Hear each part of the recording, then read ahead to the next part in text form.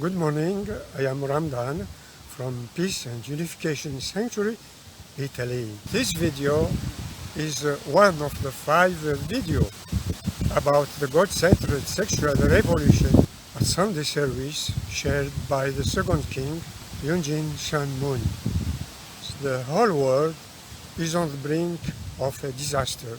We are on the verge of a moral implosion, ethical collapse. The goal of sexual revolution was to destroy and redefine what the Bible says about God's design for sexuality.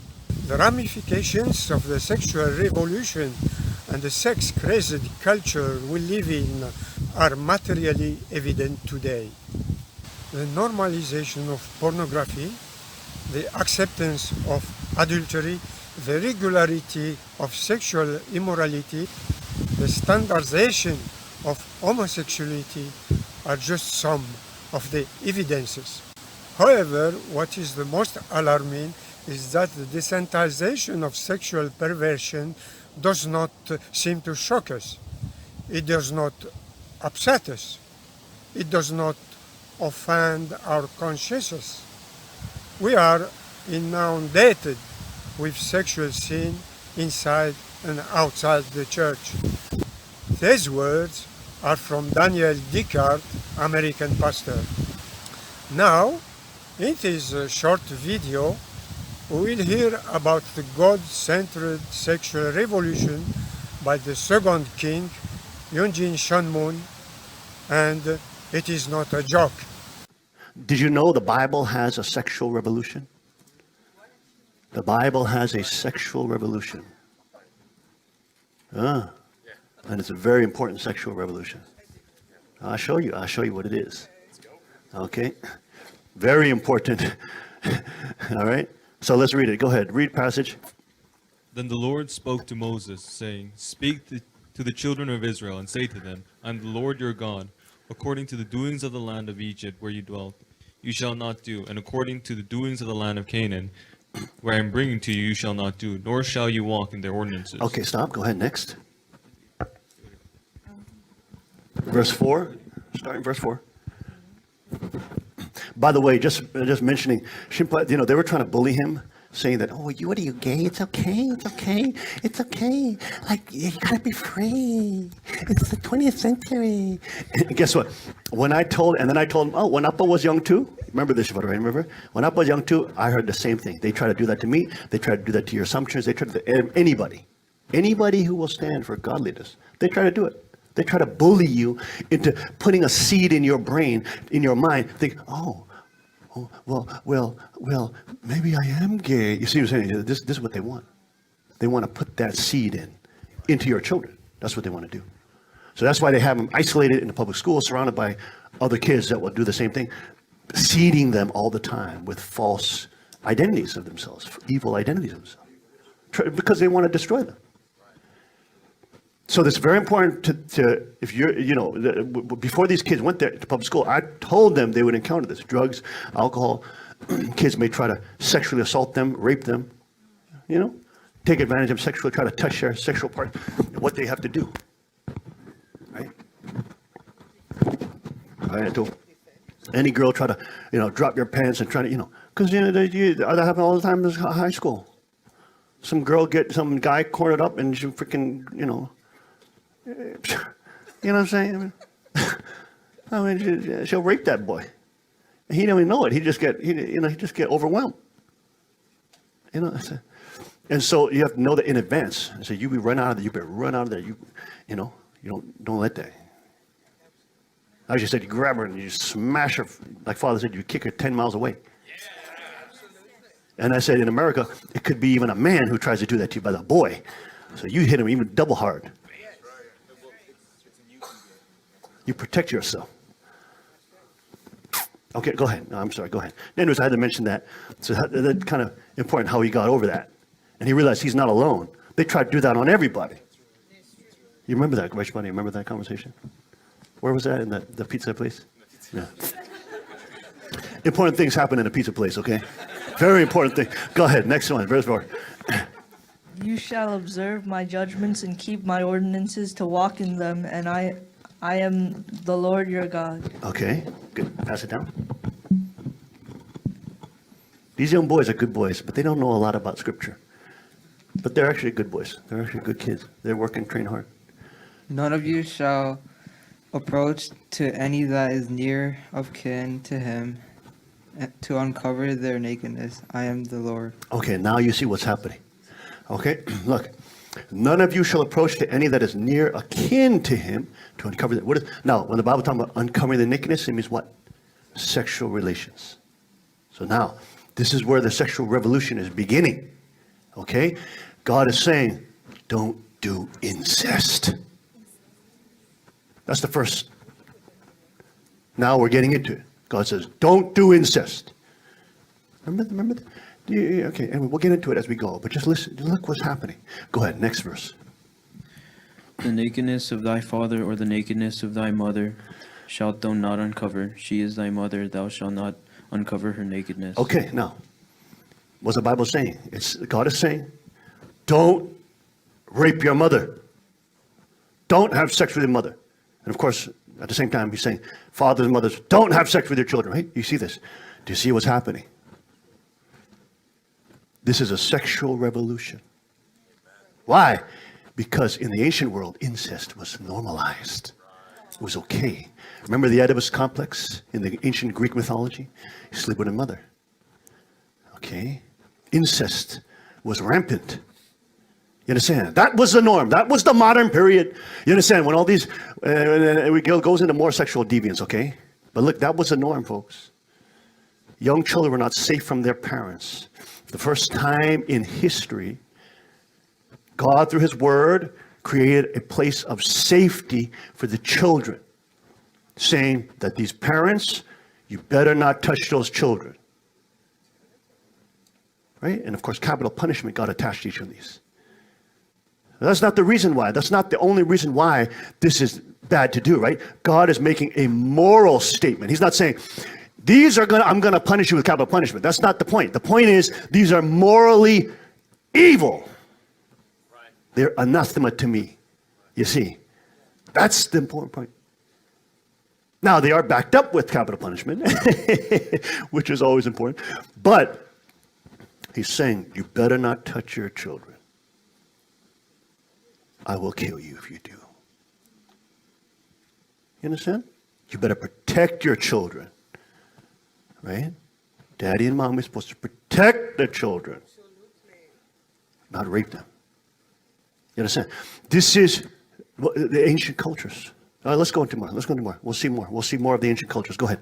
Next. The nakedness of thy father's wife shall not uncover. It is thy father's nakedness. What does that mean? You better not sleep with your father's wife.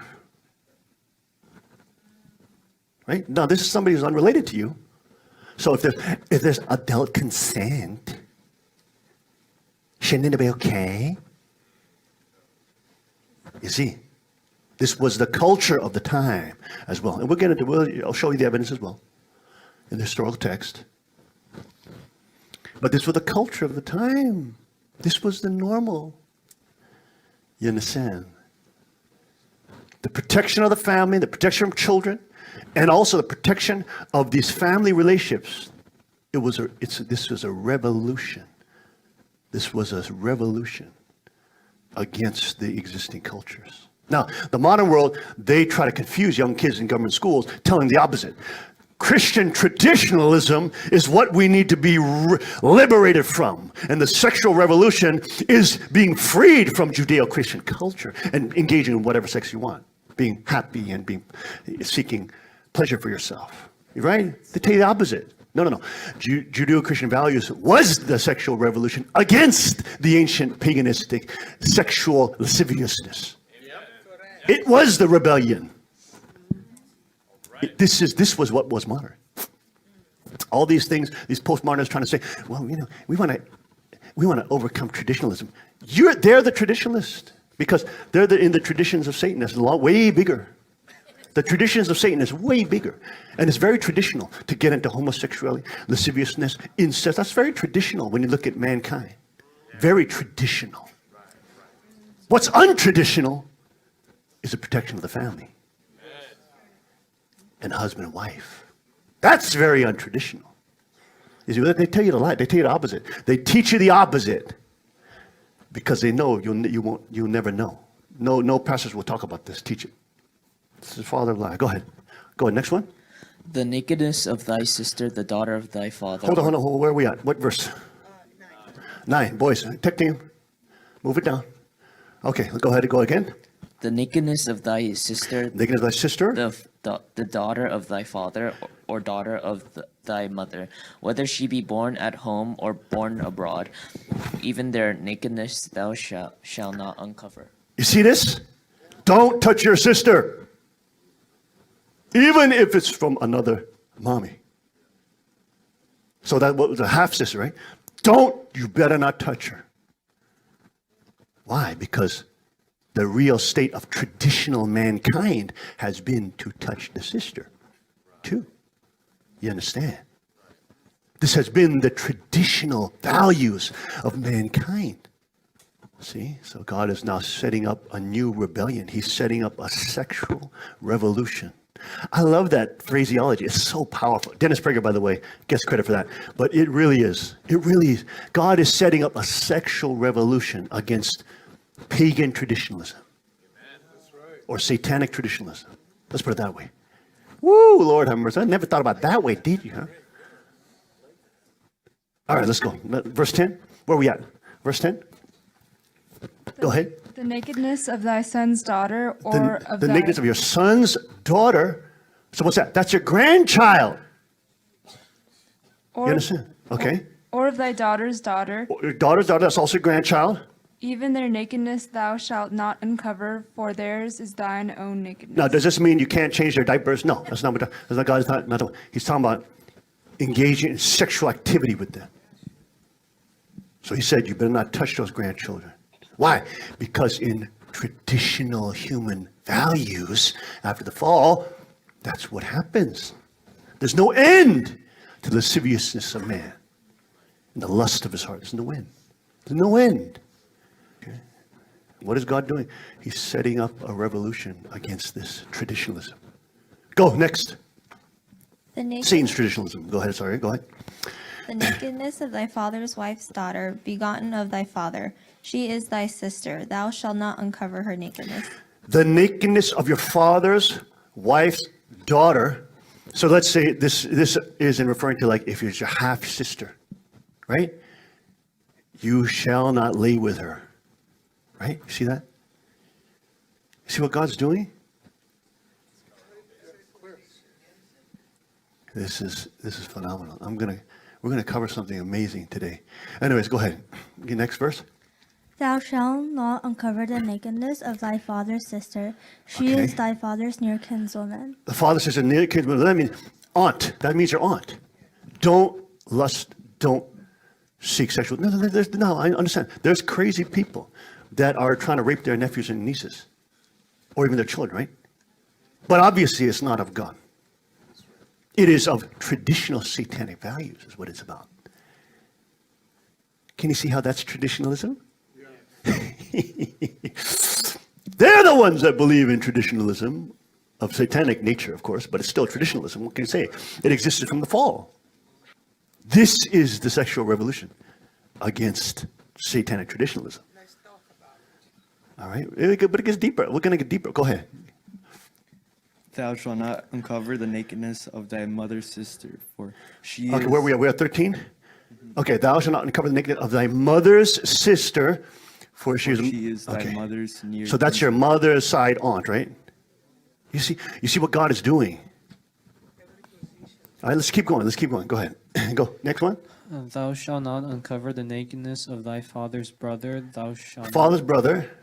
Thou shalt not approach to his wife. He is thine aunt. Okay, so you should not uncover the nakedness of the father's brother, that's an uncle, nor his wife. You see what I'm saying? You see what I'm saying? Do you see what God is doing? He's starting to create a rebellion and a revolt against the normalcy of government education and culture of Satan. Because it's all supported by the state, by the way. All these lascivious behaviors were supported by the state. in the ancient world by cultic temple prostitution and the sex trafficking of children. And we studied that last week when the PBS was here, right?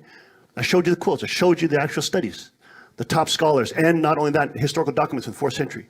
I showed you it, like Cleophatus. Reality of cultic prostitution. It's real. Sex trafficking children under the guise of government. It's real, folks. That shish kebab is real. You understand? Okay, where are we at now? Which verse? 15. Go ahead. Thou shalt not uncover the nakedness of thy daughter-in-law. She is thy son's wife. Thou shalt not uncover her nakedness. Do you see? Look, she's not related to you, though. What about two consenting adults, like this traditionalist, Satanist culture, America, Western culture is telling us? She's not physically related to you, but she's your son's daughter. I'm sorry. Son's wife, which makes her your daughter. Do you see what's happening? See what God's doing? It's a revolt. It's a rebellion against Satan's fallen seed. It's a rebellion. Next. Thou shalt not uncover the nakedness of thy brother's wife. It is thy brother's nakedness. Thou shalt, having sex with your brother's wife is like raping your brother. Woo! Oh, but two consenting adults. No! You just raped your brother. You're evil. You're wicked. You see what I'm saying? This is a rebellion. This is a total rebellion against Satan's traditionalism. Oh, my Lord, have mercy. This is a real sexual revolution. Thank you very much for watching the video, and see you to the next video. Goodbye.